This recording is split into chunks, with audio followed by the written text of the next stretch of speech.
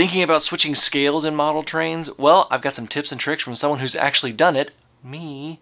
Plus, I'm going to answer a lot more of your questions. Hey everybody, my name's Jimmy. I'm drinking some Donut Shop coffee today, and this is Coffee and Trains.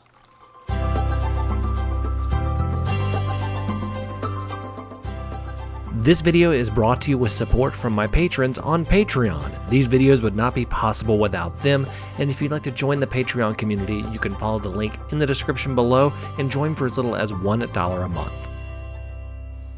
Jumping right into our first question, we have Dave Schnenkel. He asks, what are your standard couplers that you use on your engines and cars? So right now, I don't have everything standardized yet. I've been focusing on building the layout, but I do have the couplers that I want to use. I want to standardize with micro trains couplers and just depend on what type of car it is and where the coupler is mounted, depending on which specific one I'm going to pick. But I do want to come to a micro trains standard. I have found that Atlas couplers and micro trains couplers do play nice, so I may not switch out my Atlas rolling stock with my micro trains rolling stock. But while I love Kato products like locomotives and their rolling stock, their couplers I don't really like, so I'm probably going to go about figuring out how to switch those out as well. So my standard is going to be micro trains. If you want to see where I tried out some budget couplers and just from a budget car that you may have seen on Amazon, I got a video right there that I'll link at the end of this. So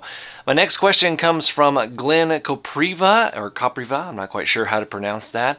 Well, he was asking about a 3D printer that I recently used in a video. It's actually one I recently purchased, the Voxelab Proxima 8.9 Pro, and he asked, do you feel that Voxelab is the way to go? Well, I want to explain first of all, this is a resin printer. Voxelab also makes some FDM printers, which are okay. They have some issues with their circuitry that I don't like to use for, but overall they're not the worst things in the world. But Voxelab, their resin printers are actually a pretty good bargain. Now the one that I have is an 8.9 inch. It's really a larger format resin printer, and it costs about $360 on Amazon, and it right now is the cheapest larger format resin printer out there that you can readily buy. They also make a smaller version with a 6-inch screen that's more of the typical size of a resin printer, and that one you can find for under $200. So that's a really good deal. So it really depends on what you want to use it for.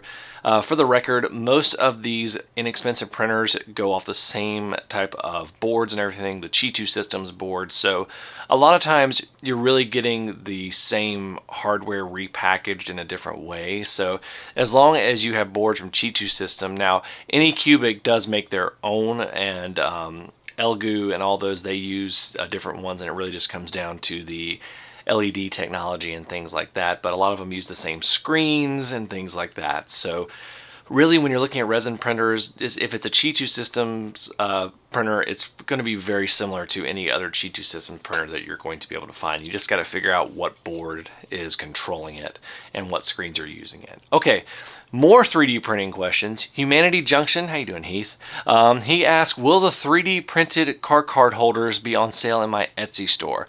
I am thinking about it. They do take a while to print. I really like them. They've been really handy on the layout, so I'm thinking about selling them in 2 or 4 3-packs, something like that. I'd have to figure that out. So Jerry Angove says, how do you sign up to become a patron? Well, there's a link to my Patreon in the description below. You can check that out there. Rabbit Hole Railroad, he says, have you done any 3D printing of cars and trucks? I have. I've done a little hatchback car. That's all that I've printed so far. I do want to print some more, but I really have to go in and design them, and cars are they require a lot more design in them, and they got some detail that you got to do with them. So it's a bit more an involved process to design. I did put that hatchback up on my Patreon a while back, so there is that. So before we continue, let's talk about some of the coffees you guys are drinking. Indiana Notch 8 is drinking Cafe Bustelo. Ken Ray is drinking Chock full of nuts, and They Make It Like That is drinking roasted hazelnut cold brew from Tim Hortons. All you Canadians and your Tim Hortons, you got me loving Tim Hortons, so thank you guys for letting me know that. If you want to let me know what coffees you guys are drinking, you can put them in the comments below, and I might read them out in the next Coffee and Trains. Back to your questions. Redhead3199 asks, He's just wondering if I'm planning on doing a series on building an outdoor railway. Now, I actually just shared this photo with my patrons. I have begun the construction of my garden railway that I talked about. I'll show you the photo right here.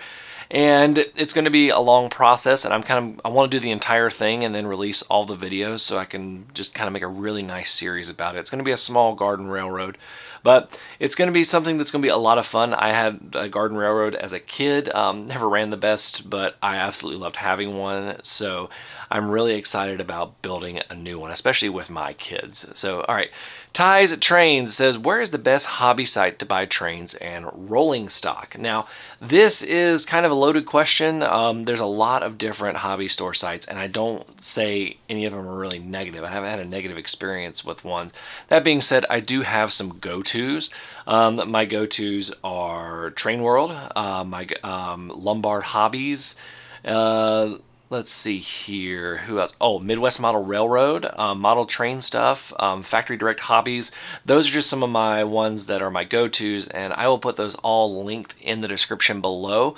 I do probably order the most from Trainworld and Lombard, and then second most would be like model train stuff and Midwest Model Railroad. But all of these I've had a positive experience with shipping and things like that. It's not overwhelming, and these places are also very responsive with their emails. I do like Lombard because they do send candy with it, so that's one thing that's cool with that. So, all right, next question is probably the one that a lot of you clicked on this for. SWT Gaming asks that he is switching from HO to N scale, and he wants some tips and pointers on getting track, locomotive, scenery, etc. So I'm going to go through the whole process of actually the way that I did this, because when I started back in the hobby in HO scale and then switched over to N scale because I wanted to do more scenery, and I'd figured that out.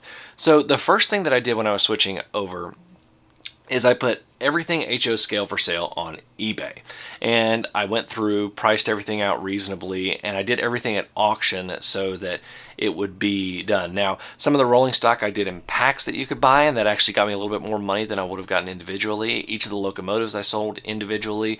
Any leftover track, buildings, all that kind of stuff I sold individually as well. Now, keep in mind that eBay takes 10% of your cut, and they do that once a month based on what you have sold that month. So once I had done that, I had my starter fund for going to N scale. Now, obviously, this is going to vary versus how much you have of a certain scale to sell. So this got me started going in N scale, and what I next needed to do was figure out track and everything. So because a lot of times there is some overlap in brands of track and everything, but a lot of times what is a really good brand in one scale is not the greatest brand in the other. So I was having some issues with figuring out, when I first started, I wasn't that great at doing roadbed and things like that, and I wanted a good plastic roadbed track to start off with. And I had done Bachmann Easy Track in the past, and I just decided, I didn't want to do that. So, and I heard a lot of great things about Kato Unitrack, and clearly I'm still using Kato Unitrack, so I really, really like it. So what I would do in terms of getting track is look at track plans. Atlas has track plans. I'm sure you can find track plans for all sorts of them. Kato actually has track packs that you can buy that will all work together and give you the proper amount of pieces, and they have quite a lot of those. These are the kind of things that I would buy. Most of these hobby shops that I just mentioned actually sell these locomotives. That consider buying used. eBay is always a great source. I will always say, and this is completely unsponsored, Model Train Market is one of my favorites on eBay to find things like that. Scenery is just kind of what you would do with any scenery. So I've got a bunch of scenery tutorials, but just figuring out what you want to do and then figuring out how to do it. It's pretty much the same in HO and in scale. You're just scaling things down a little bit. So the basics are sell your stuff on eBay. Let that be your budget for getting started. In terms of track, consider buying track packs until you get used to what the differences in scale are and things like that. And then for locomotives, if you're on that budget still, consider buying used off of eBay and places like that. There's also websites that do specialize in used rolling stock and things like that. And in scenery, it's pretty much the same. You can actually probably strip some of your HO scale scenery and use it in scale, especially trees and everything like that.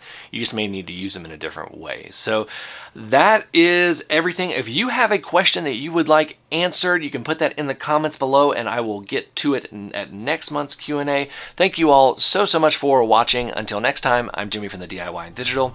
Stay safe, be kind, drink some coffee, and happy railroading.